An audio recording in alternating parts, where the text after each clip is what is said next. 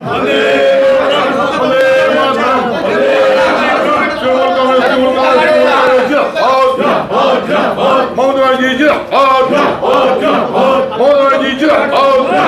কয়েকদিনে শিল্প শহর দুর্গাপুরের টক অব দ্য টাউন ছিল বিশিষ্ট সিপিআইএম নেতা পঙ্কজ রায় সরকার যোগদান করছেন শাসক দল তৃণমূলে। রবিবার বিকেলে সব জল্পনার অবসান। মন্ত্রী অরূপ বিশ্বাস ও প্রদীপ মজুমদারের হাত থেকে পতাকা নিয়ে তৃণমূলে যোগদান করলেন দাপুটে সিপিআইএম নেতা পঙ্কজ রায় সরকার।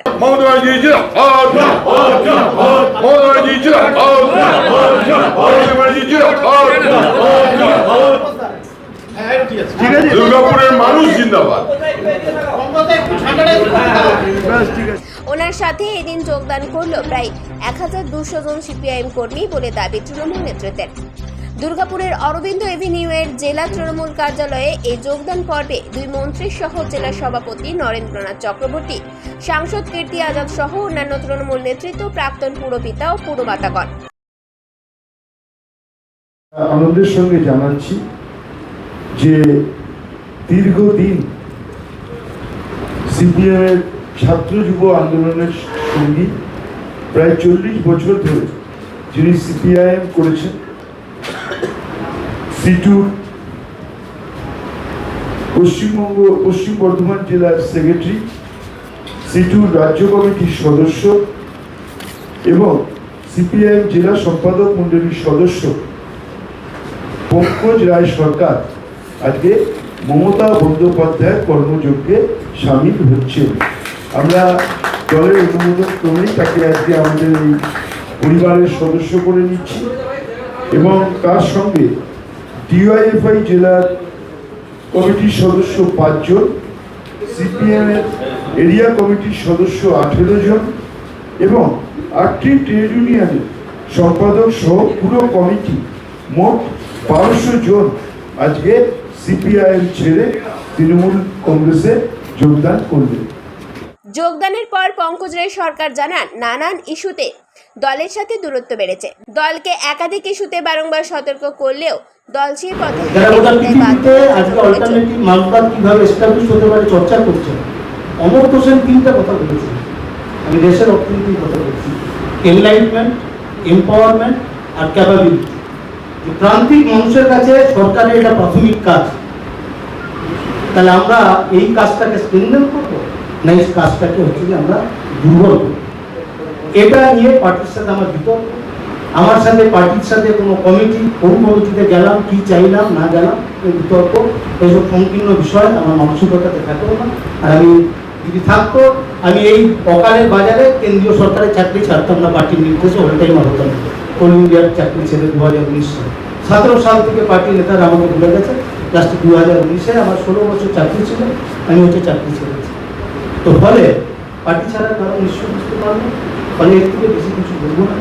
আর তৃণমূল কংগ্রেসের বিরুদ্ধে আমাদের বিভিন্ন লড়াই আন্দোলনে আমাদের থাকতে হয়েছে, নেতৃত্ব দিতে হয়েছে, এটাই তো লাইন।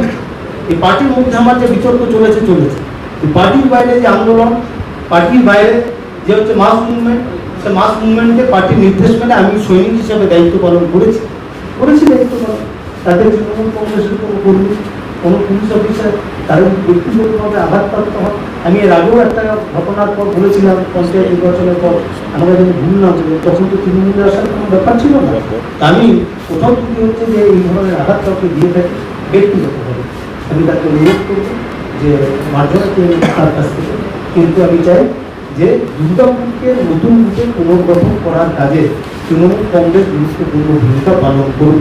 আর এই কাজটা দুর্গাপুরের তৃণমূল কংগ্রেস এবং আইএনটিটিউসি তারা যৌথভাবে কি হাত মিলিয়ে কাজ করে, এই কাজটা করা সম্ভব, এই বিশ্বাস আমার। সবসময় উপভোগ করি জীবনটাকে, আর ডেডিকেটেড টু পিপল, আপনারা জানেন। তো দুর্গাপুরের মানুষের জন্য যতটা করা সম্ভব, আগেও যেরকমভাবে ডেডিকেশন ছিল তার থেকে ডেডিকেশন আরও বাড়বে। কারণ হচ্ছে এখানে আরও বেশ কিছু জিনিস মানুষের জন্য করার সুযোগটা রয়েছে। প্রেস কনফারেন্সে যা বলেছে সেটা হচ্ছে যে রণনীতি এবং রণকৌশলের সাথে পঙ্কজের মিল হচ্ছিল না আমাদের পার্টির সাথে। আমি কোন 3টে প্রশ্নে মিল হচ্ছিল না আমি তো ইলাবোরেট করে দিলাম। এই 3টে প্রশ্ন তো পার্টির আদর্শের সাথে মিল হয়নি, তো ওরা মনে করেছে পার্টি বের করে দিয়েছে, ওদের ব্যাপার। কিন্তু পার্টি এরমভাবে বের করে মানুষের কণ্ঠস্বর চাপতে পারবে? বলুন তো, যে কংগ্রেস এবং আইএসএফ এর সাথে জোট মানুষ মেনে নিয়েছে? বিজেপিতে কেন ভোট আমাদের শিফট হচ্ছে? কেন ভোট শিফট হচ্ছে? আর হচ্ছে যে এইসব ভোটের গল্প বলছে। দুর্গাপুরে যেখানে আমার দায়িত্ব ছিল যে বিধানসভায় ভোট রক্ষা করতে পেরেছি, আমাদের থেকে বিজেপিতে ভোট যায়নি। আর সব superstar, twinkle twinkle little star বিধানসভায় কেউ 3% ভোট পেয়েছে, তার এলাকায় 4% ভোট পেয়েছে। আমার কাছে ভিডিও থাকে, তার নামে মানহানি মামলা করবো। পার্টি অফিসে বসে ওরা পার্টি চালায়, জনগণের সাথে যোগাযোগ আছে নাকি ওদের? আমি ভিডিও পেলে যে বলেছে তার নামে মানহানি মামলা করবো। তৃণমূল কংগ্রেসের সাথে তো যোগাযোগ গত 5-6 দিন ধরে আমার ছিলই। ভোটের সময় আমি যদি লিখিত বিবৃতি থাকে, আমি উকিলের নোটিশ পাঠাবো। তো তাতে কি হয়েছে? এবং হচ্ছে যে মুখ্যমন্ত্রীর সাথে দেখা করেছিলাম, ওনারা আজ প্রমাণ দিতে পারবেন? প্রমাণ দিতে পারবেন? এসব আজগুবি সব কথা বলছে। আমি আজকে বলছি, তাহলে আমাদের পার্টির জেলা সম্পাদক তিনি দিলীপ ঘোষের সাথে কেন বসেছিলেন? কেন বসেছিলেন দিলীপ ঘোষের সাথে?